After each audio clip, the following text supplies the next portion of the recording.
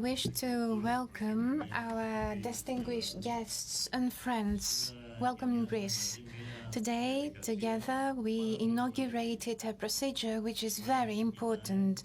Today, from this airport, the Athens International Airport, we're starting with the process of relocation. We are helping relocate refugees that have come to Greece from Syria and Iraq. Most of these refugees have come here after having risked their lives. They sailed the Aegean Sea, they went through trials and tribulations, they went through tough times, and now they are offered scope to embark on a journey of hope, a journey in view of a better life. So today we had the opportunity, along with Minister of Foreign Affairs and Migration Policies of Luxembourg, Mr. Altenberg, whom I actually wish to thank, because these 30 refugees are going to be hosted by his country, and I want to thank him for that. I'm sure that conditions will be excellent. We are also joined by Martin Schulz, the President of the European Parliament. It's an honor to have him grace us with his presence today when we inaugurate formally this relocation process. And we're also joined by the Commissioner for Migration Policies, an EU Commissioner from Greece, Dimitris Avramopoulos, Mr. Yannis Mouzalas, who's in charge of migration policies for Greece. All five of us, for that matter, today had the opportunity to say goodbye to the first 30 refugees from Syria and Iraq, who are now having a chance to make their dream come true. Of course, we are fully cognizant and aware of the fact that this is a start. This is just the beginning, that 30, given the thousands that have left home, had to leave home, left Syria and Iraq because of warfare in search of a better life. This is just a drop in the ocean, we know that. But we want this drop in the ocean to turn into a stream and subsequently into a river of shared responsibility, of burden sharing, shared responsibility, our shared responsibility, because solidarity and sharing, cooperation is part and parcel of the foundation of the EU. This is actually also related to a global crisis and a global problem that is so much bigger than us. Let me particularly refer to these people whom we just said goodbye to, these fellow human beings who just left. And let me say this, I on a personal note, but I guess everyone shares this view, I felt really happy that we had a chance to exchange a few words and wishes. We were happy to see these warm smiles on the faces of children who just a few days ago were not smiling. They were agonizing over their future just a few days ago. They were worried and concerned about what the future would hold, tomorrow for that matter. So we are relieved and so happy to have seen those children's smiles. And we also have a sense of responsibility. We know that we're responsible for having a multiplying effect involving more smiles. And hopefully there will be an end to these loss of human lives in the Aegean Sea. Hopefully there will be an end to this shame, which is also shameful for our civilization. This is part of our shared responsibility. We have to work closely together, all of us, so that for this drama to come to an end.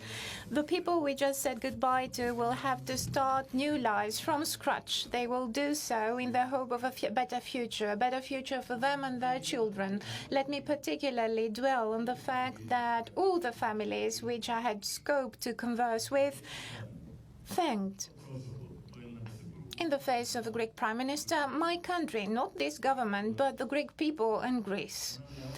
The Greek people is a people that is quite knowledgeable when it comes to being a refugee, and that is why, despite the tough circumstances, let's not forget about the fact that Greece is also going through its own humanitarian crisis.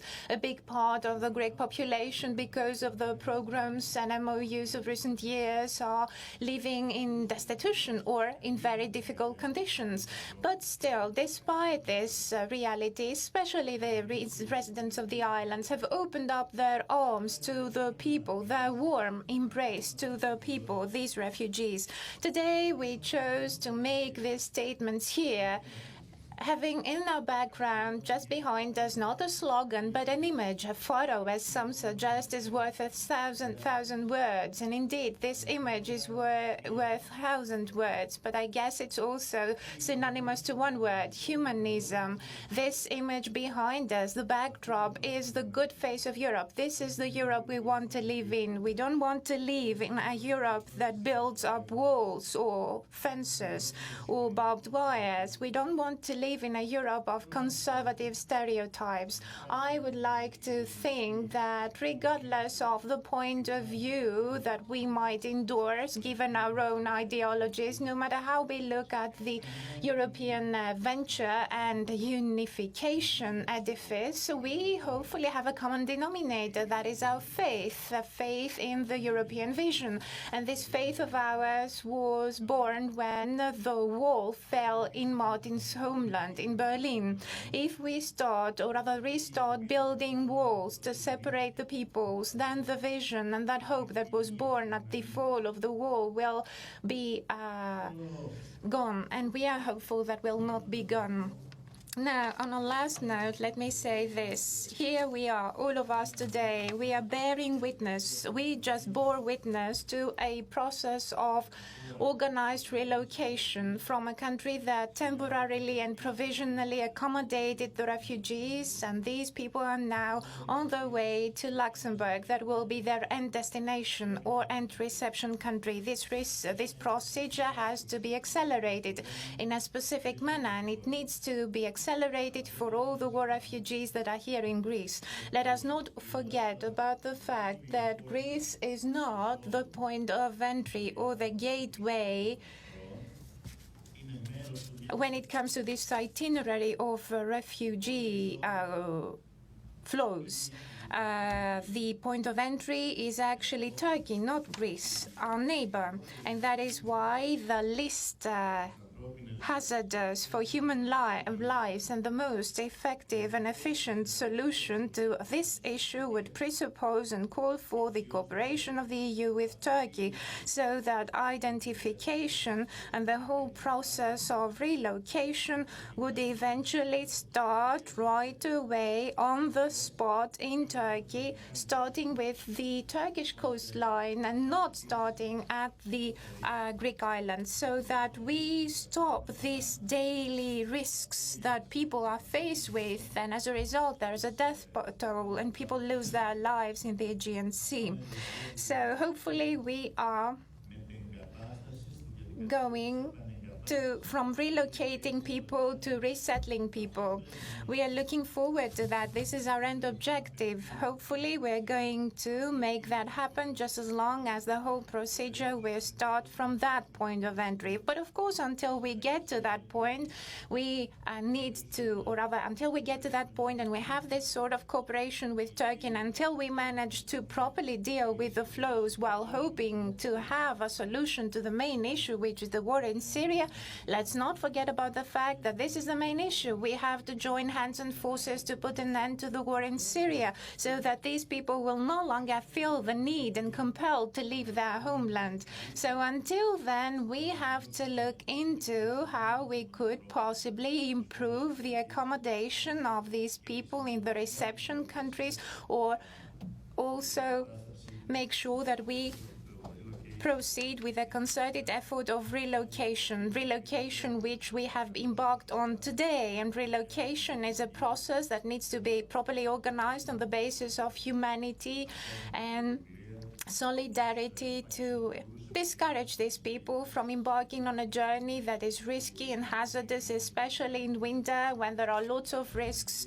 And this is also a source of concern to the countries through which these people go until they reach their final destination. So today we are kicking off with a very essential process which counts on the values, the shared values of the European Union, i.e. solidarity and burden sharing, or responsibility sharing. This is a solemn ceremony, if you will, today, and we're looking forward to making it successful just as long as we, in the next few days or weeks, make sure that we have more such relocation chunks, so that we eventually get to the numbers that were decided by the Council, i.e. 66,000 more or less with regard to Greece.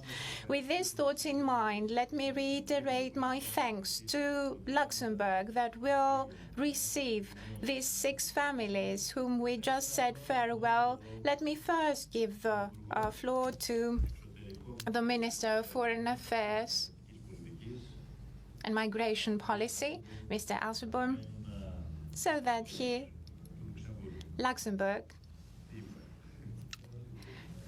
the Prime Minister said Berlin. No, I meant the Minister of Foreign Affairs of Luxembourg, says the Prime Minister of Greece. So he's going to acquaint you with his thoughts, and then Martin Schulz will take over, the Speaker of the European Parliament, then Dimitris Avramopoulos, the Commissioner, and last but not least, Yannis Mouzalas. Thank you very much. Jean?